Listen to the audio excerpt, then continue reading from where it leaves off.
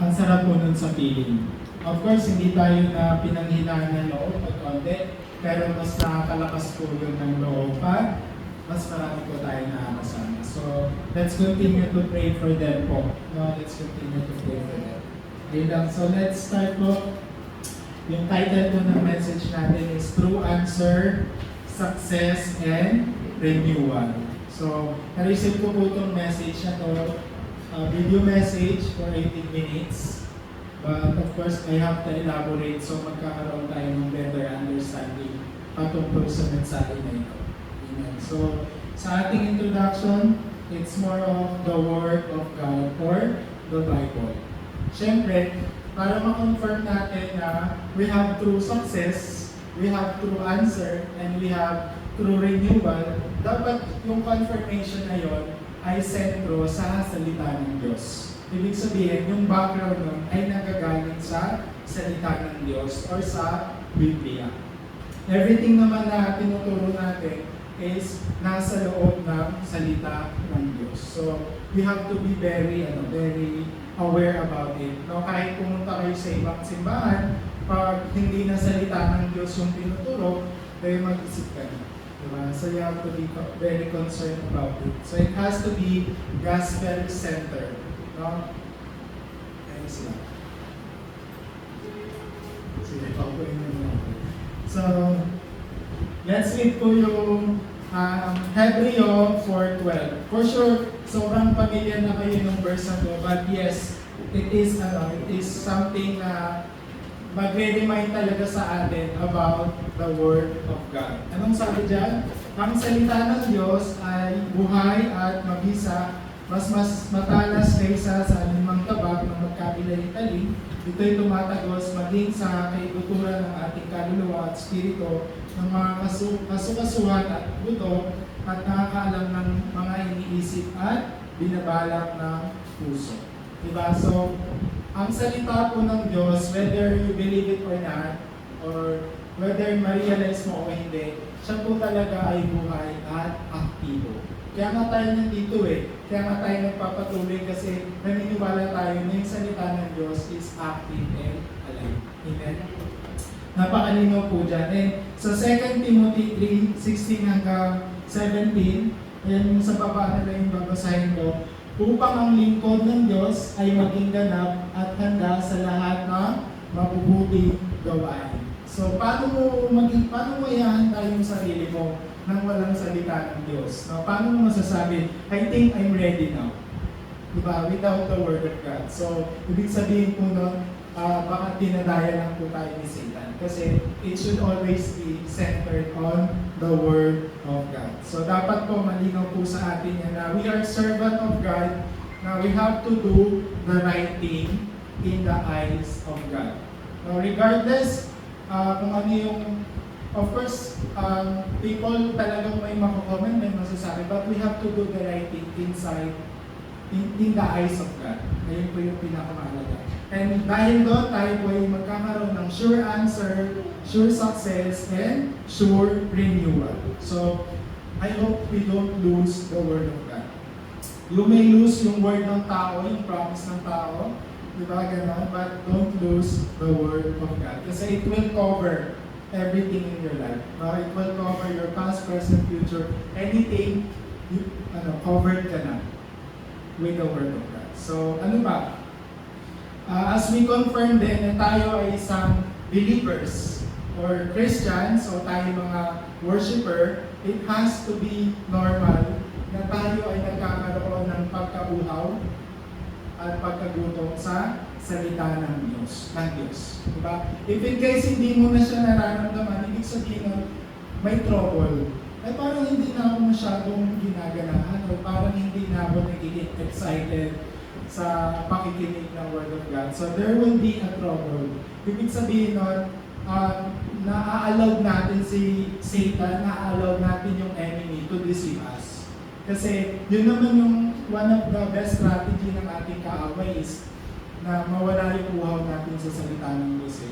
Mawala yung uhaw natin sa Word of God. So we have to be very careful and aware about this. No, wag po tayong mag-yes sa enemy. Say no to enemy.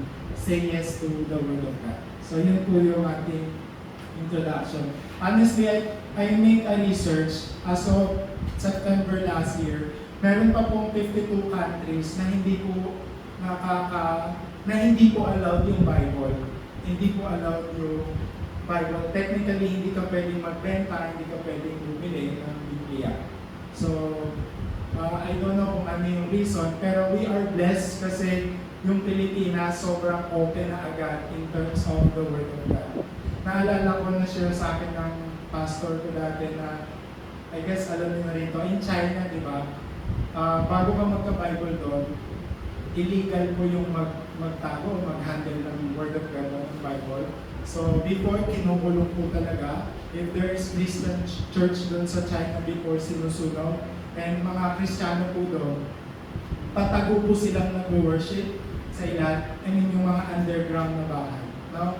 And that time, ang ginawa nila, para hindi nila mawala yung salita ng Diyos, since uhulihin ka talaga if you carry a Bible, kinabisado na nila. Kaya kakabisatiin ko na to para pag kinulong ako, meron pa rin Word of God sa utak ko.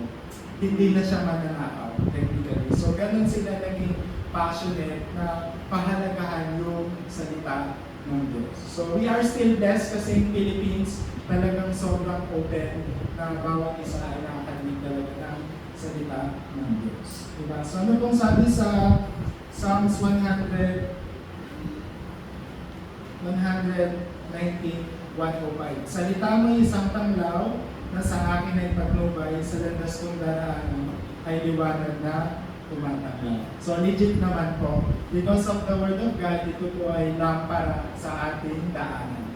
So ito po ay isang flashlight sa buhay natin madilim. So wag po natin hayaan na malus po talaga natin yung Word of God. No, even si Moksanin po, pag nagtatanong siya sa akin, kamusta si Ayman? So, ang gusto niyang marinig, of course, marami siyang gusto marinig. Ay, si Ayman po, gumaganda pa rin. Pwede gano'n yung sabihin ko, pero hindi si Ayman. Pero ang gustong bagay na marinig talaga ni Moksanin, she's doing well po in pulpit message, the way po siya mag-share about sa kanyang sarili, centered on the Word of God. Kaya we are very, hindi naman strict, no, but we are so happy pag nagkakaroon po kayo ng forum within the pulpit message, within the Word of God. Talagang, ewan ko po sila pastor, sila pastor na Sheena pastor, so parang nakakakilig po talaga pag narinig po namin yung forum. So, bigyan niyo po kami ng masayang forum. Joke lang. So, yun po yung pinakamahalaga. We have to value po yung message. We have to value po talaga yung mga message na nare-receive po natin. Kaya minsan sa GC, nangulit po ako, ito po yung pulpit, lalo po dun sa mga kasama natin, ito yung video message.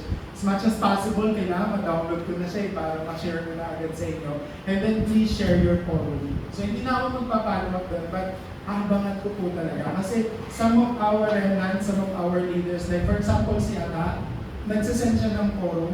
Even sa Biason, may mga bata na pag tinignan mo na kala mo hindi nakikinig, pag nag-share ng forum, na niya talaga, na nakuha niya talaga yung pinaka-key point ng message. So, nakakakilig po yung mga ganung bagay. So, we need to understand that yung Word of God po talaga is very important. No? And ano pa, yung number 2 ba dyan? Ayan yung word, asma ba? Asma. Ayan, so, of course, pagdating naman sa evangelism and mission, yung paghahanda patungkol sa bagay na to, yung paghahanda to connect ko doon sa 237 nation and 5,000 tribes na palagi natin naririnig, is centered pa rin po sa Word of God. Diba? How can you connect, how can you do evangelism kung may iba kang dala? It has to be the Word of God. It has to be the gospel. We have yung 237 PCK, CCK, and CK. Ang ibig sabihin lang po niyan is to raise up disciple, to raise up summit leaders, you need to bigyan sila ng foundation po sa salita ng Diyos. Diba? Yun po yung very important. If we raise people Let's say for example sa PLM, di ba, we have ministry sa PLM. Lagi ko pong sinasabi yun na we don't share religion, we don't really invite people to church, but we share the gospel and we share the word of God. Kasi regardless kung ano yung views mo sa buhay, regardless kung ano yung pananaw mo or anong religion ka, one thing for sure, kailangan mo ng salita ng Diyos. That's sure ako doon. Yun yung sure ako. Kaya importante na we are raising that mga college student because we believe kasi they will be a future of the Philippines, a future leaders. And what will happen if they don't have foundation po sa Word of God? Magiging corrupt lang po sila.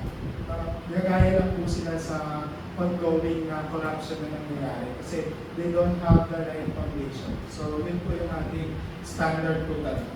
Kahit ako po, before I stand here, minsan yung message na aral ko na, pero may another schedule, let's say may Biasan schedule, may Wednesday schedule, other schedule, meditate ko pa rin, nire-review ko pa rin, so that nagkakaroon po ako ng bagong answer, bagong wisdom, bagong realization. Depende po sa pangangailangan ng tao. Pero ang mahalaga po ay centered on the Word of God. So, yun po yung pinaka-foundation po natin.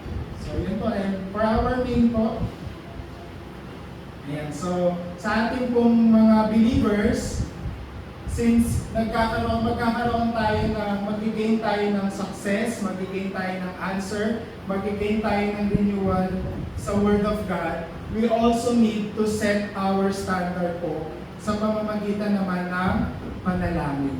So, sobrang basic, no? Sobrang lagi natin naririnig kahit saan tayo pupunta. But yes po, ito po talaga yung foundation natin bilang mga believers, bilang mga Christian.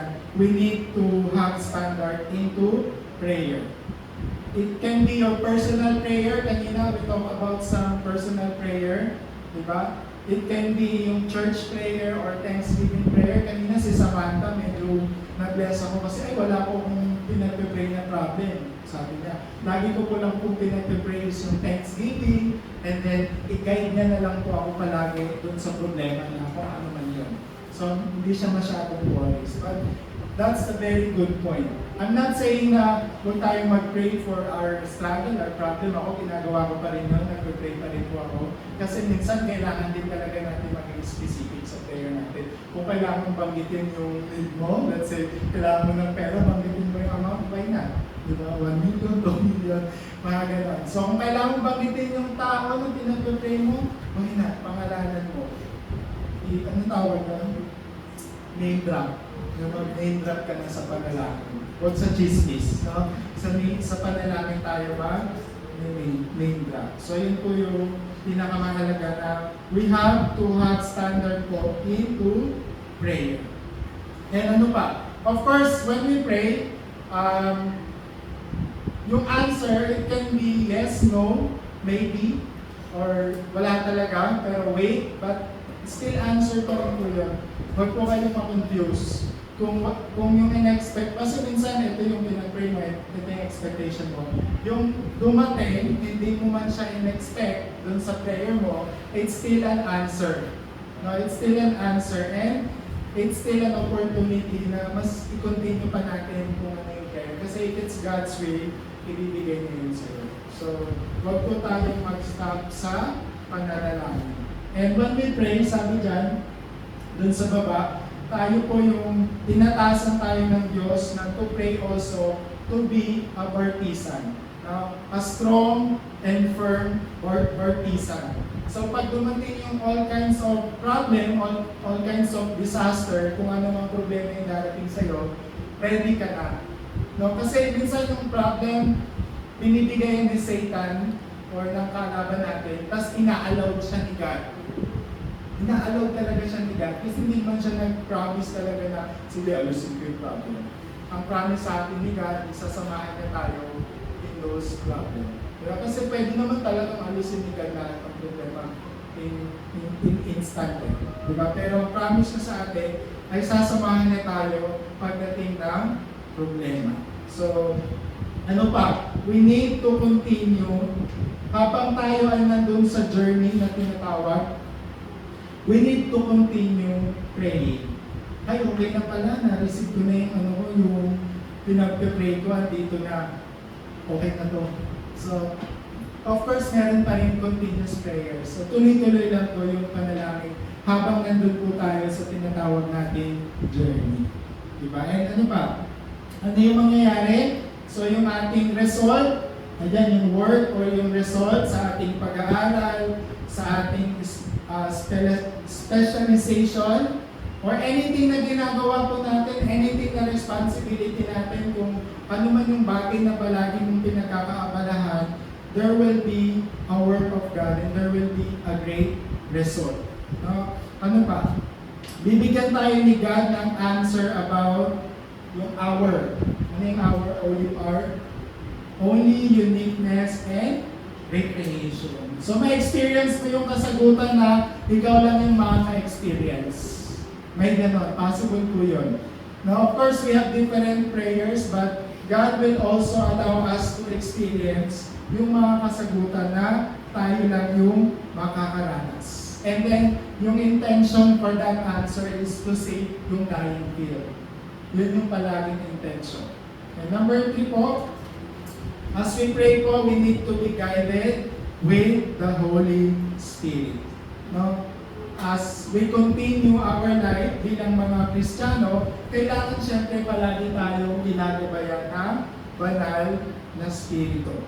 Na tinuturuan niya tayo sa mga bagay na hindi natin alam.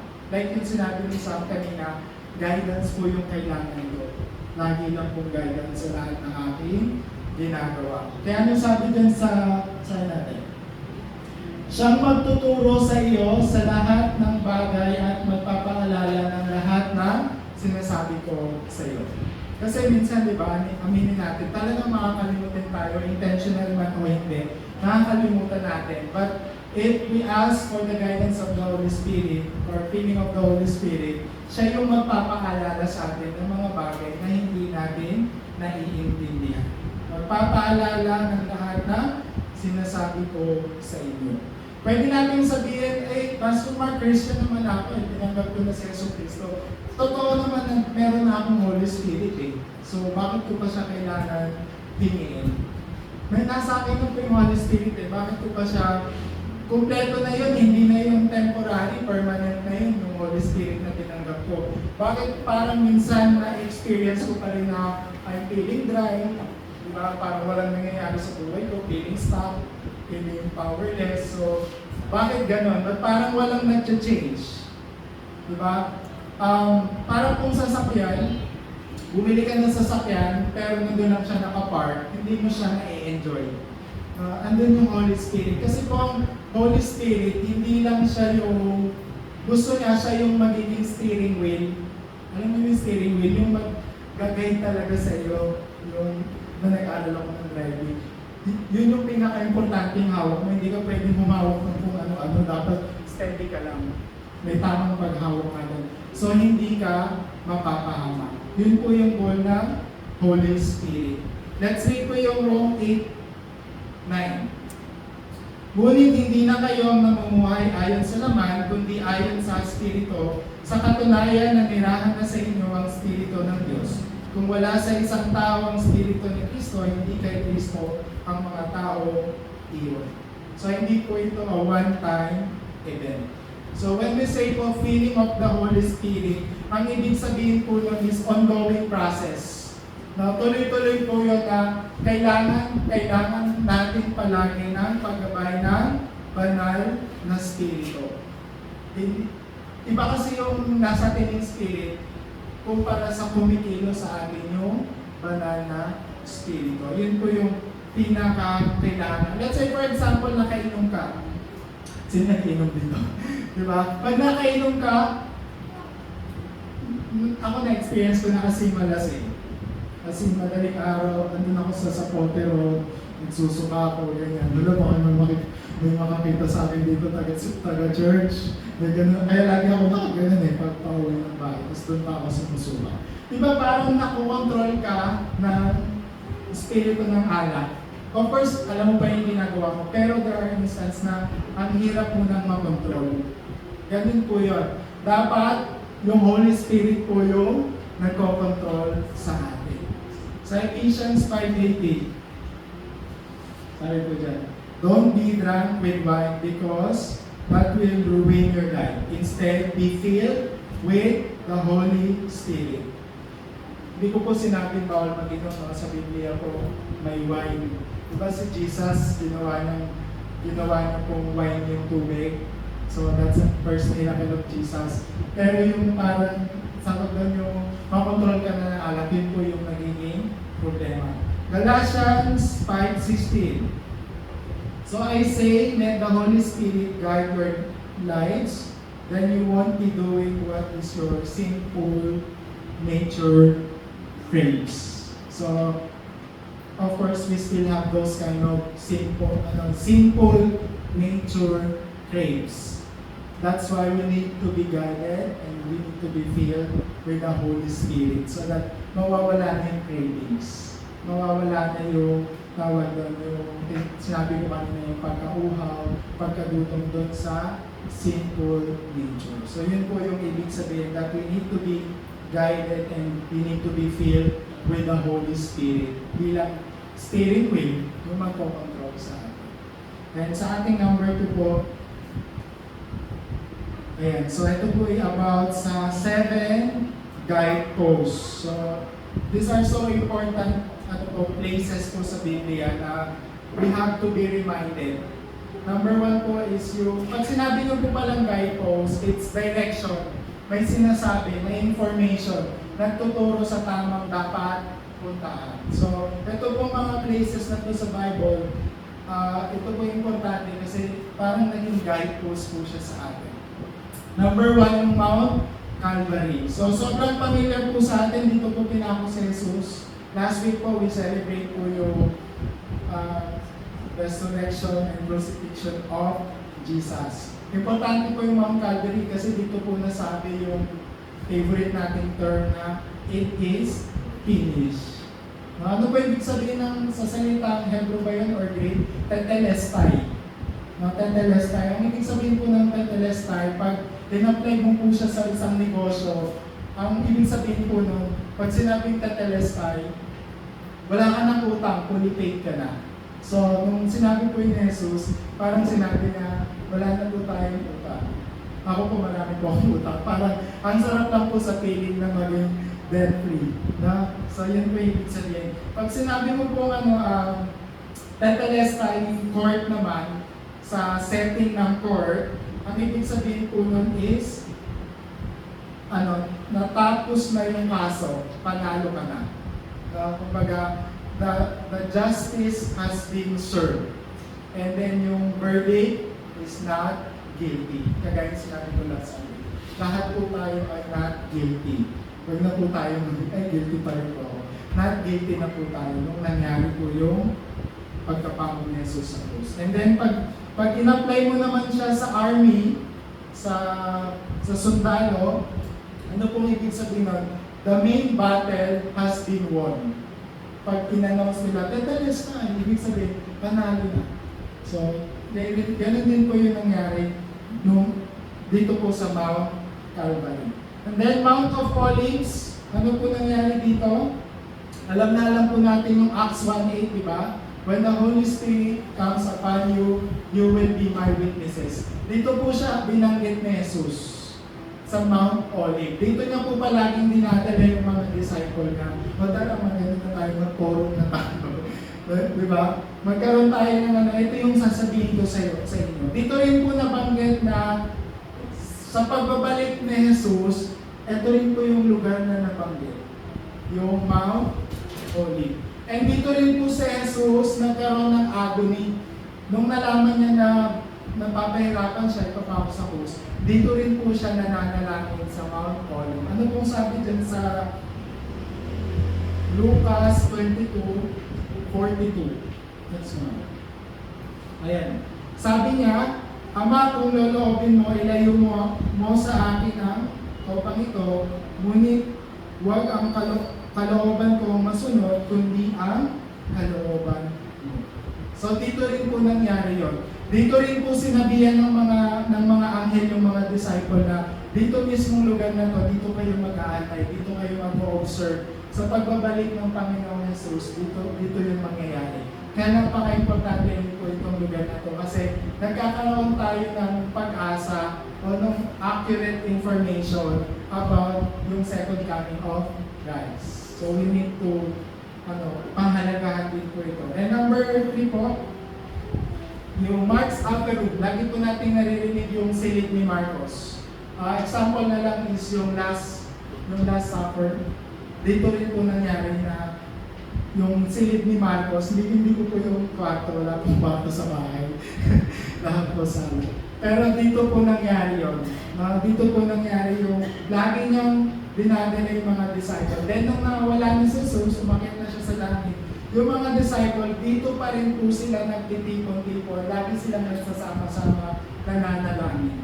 And dito rin po nila sinelebrate yung pinaka-importanting fiesta or feast, yung yung gathering, tatlo yun, di ba? Yung Pentecost, gathering, basta yung tatlo na yun. Ano pong ibig sabihin ng fiesta na yun? Meron na silang sure answer, sure success, and then sure renewal in past, present, and future. Kaya nagkakaroon po sila ng pagdiriwang dito. And dito rin po sila nagkaroon ng pagkilos ng banal na spirito. Kaya marami pong naligtas nung time na yon. Biruin mo isang araw lang, dahil lagi silang nakakatipon doon, 3,000 na disciple yung nagpabaptize. Diba? Can you imagine pag nangyari yun sa atin? Diba? Baka wala na tayong gagawin sa buhay natin, magtuturo na tayo ng magtuturo. But yes, dito po sa lugar na to, because of working of the Holy Spirit, nagkaroon po ng 3,000 disciple arose, and then 15 nation po yung na-evangelize na. Hindi ko na po babasahin yung 15 nation, but yes po. Next mo nga, dyan yung mga pangalan ng mga, ayan o, 15 po yan lahat pag binilang mo. So, dahil po yan sa, lagi pong nagtitipon yung mga tao sa Mark's Upper Room. Sa salitang Korean ko, darakbang. So, ano pa? Number 4, yung tinatawag po natin Antioch Church. Hindi po Antioch Church, Antioch Church. Na lagi ko po itong nasi-share sa inyo. Sila po, lagi po silang napapersecute, kakabahagi po ng salita ng Diyos. Kaya nagkataon po, naghiwa-hiwalay na po sila. So kahit naghiwa-hiwalay na po sila, naging po yung opportunity nila na mas marami silang mag-disciple.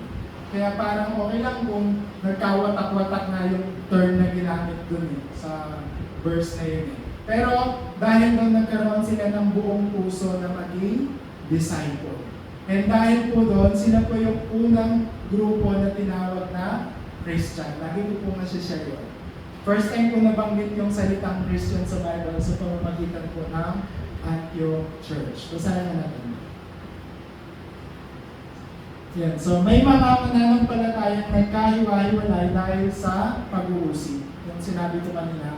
Nasa kanila ang kapangyarihan ng Panginoon at maraming naniniwala at sumusunod sa Panginoong Jesus. Sa Antioch Church po yun. Yan yung 26.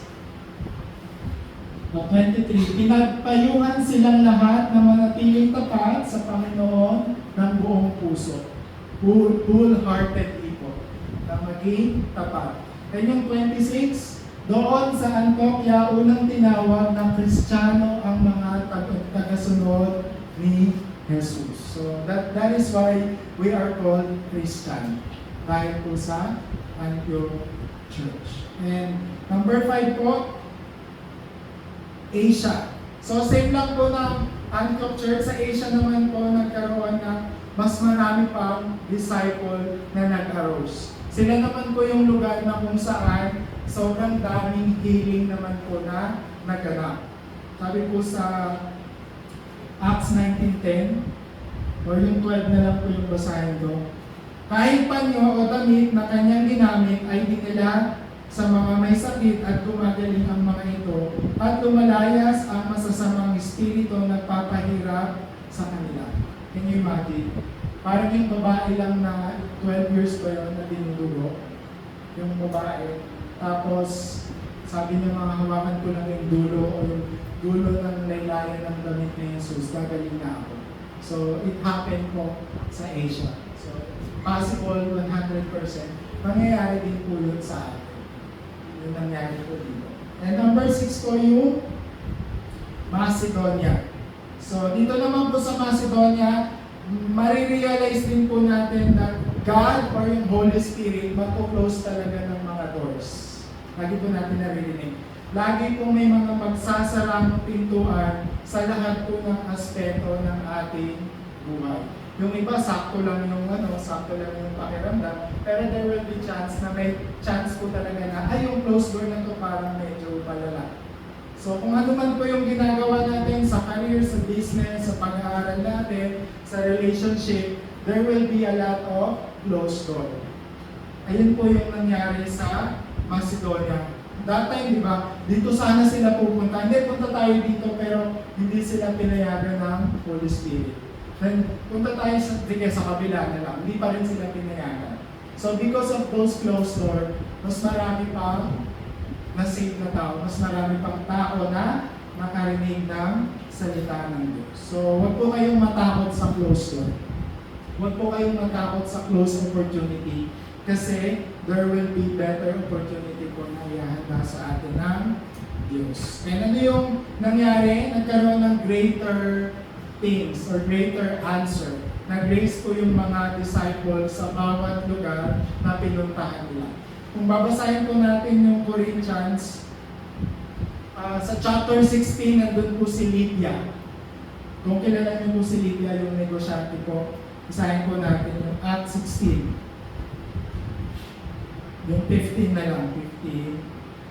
Nagpabautismo siya at ang kanyang buong pamilya. Pagkatapos, sinabi niya, kung ituturing po ninyo akong tunay na lingkod ng Panginoon, doon na kayo tumuloy sa amin. Mahigpit ang kanyang anyaya, kaya hindi namin napahindihan. Duloy mo, nagtitinda lang siya ng telang kulay-ulay. Tapos nakarinig siya ng salita ng Diyos kahit wala siya doon sa pinaka-main event. Dahil narinig niya, siya ay naging disciple. And then sa chapter 17, nandun naman si Jason, tinanda naman ng Diyos, tapos pumunta na naman sila sa ibang lugar, nandun na naman yung mag-asawang Priscilla and Aquila. So it's so important na because of Macedonia, mareremind tayo na kahit saan pala talaga naghahanda ang Diyos ng mga tao makakasama natin. We have si Holos, we have PLMO.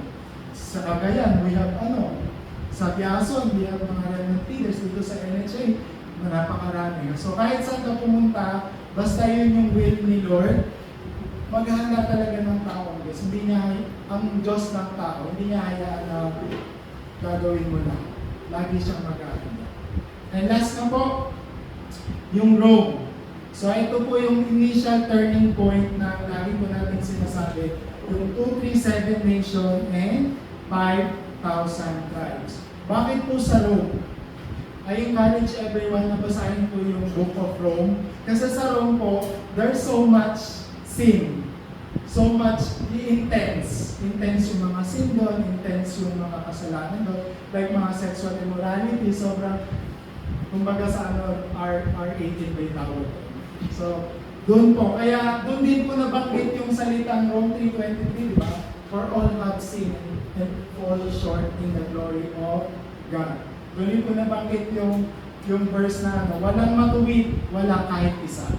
Kaya naging po yung Rome, naging guidepost po siya. Kasi dito rin po na-explain or mas napaliwanag ng maayos sa pamamagitan po ng pananampalataya natin kay Jesucristo, sa pamamagitan po ng kanyang habag o yung tinatawag po nating saving grace, tayo po ay maliligtas. Na tayo po ay na-justify, tayo po ay na-redeem, and tayo po ay na-confirm na-declare po na we are righteous because of Christ. Nangyari po yon sa Rome. Kaya ano pong sabi ni Pablo?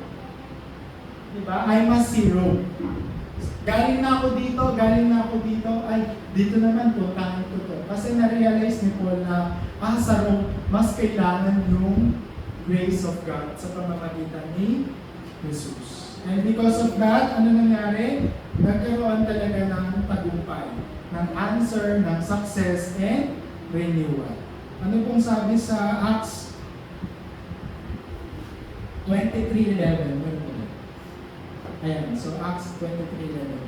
Kinagabihan ng pakita ang Panginoon kay Pablo at sinabi sa kanya, lakasan mo ang iyong loob kung paanong nagpatotoo ka tungkol sa akin dito sa Jerusalem, kailangan magpatotoo ka rin sa Rome.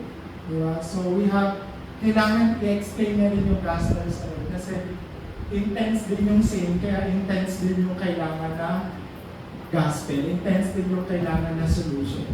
Yan ano pa? Acts, yung sa 27, 24, meron po dyan. Ayan. Sinabi niya sa akin, huwag kang matakot, Pablo, dapat kang humarap sa emperador. Alang-alang sa iyo, ililigtas ng Diyos ang lahat ng mga kasama mong naglalapag. Bibigyan din niya tayo ng confidence. Minsan kasi takot po tayo na magsalita tayo sa maraming tao. Minsan takot tayo dun sa magsalita dun sa kaharap natin kasi may position. Kasi presidente ito. Diba? Yung PN mo pa lang, first time ko pong humarap sa ganun, sana absent yung president. Magkaroon po akong ganung disbelief, sana absent siya, baka last ko na to pag nagkamali ko. But yes po, bibigyan po tayo ng Diyos na confident, ng lakas ng loob, kahit po yung mga hari maniniwala sa atin. Di ba yung mga presidente, yung mga may katungkulan, sobrang talino po sila para maniwala po sa atin. But yes po, promise of God na haharap po tayo sa mga emperor. Di po yung alak, no? Emperor, sorry. Ano pa?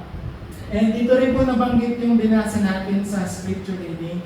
Subalit sa utos ng walang hanggang, next one. Ayan. Subalit sa utos ng walang hanggang Diyos ay nahayag ngayon sa lahat ng bansa sa pamamagitan ng mga sinulat ng mga propeta upang ang lahat ay sumunod dahil sa kanyang pananampalataya sa Kanya. So yung tawag doon, yung treasure na nakatago in the long ages past na reveal din po sa atin. Walang iba po kundi si Yesu Cristo. And last na po, conclusion. Sorry, medyo napahaba. Conclusion. Ayan, Satan will kneel down. So ano yung ending natin? Ano yung happy ending natin? Si Satan ay luluhod sa atin. Gusto niyo ba yun? Si Satan, sabi sa, parang ipis yan. Pinagtapak. Napagtapakan natin si Satan. And ano ba?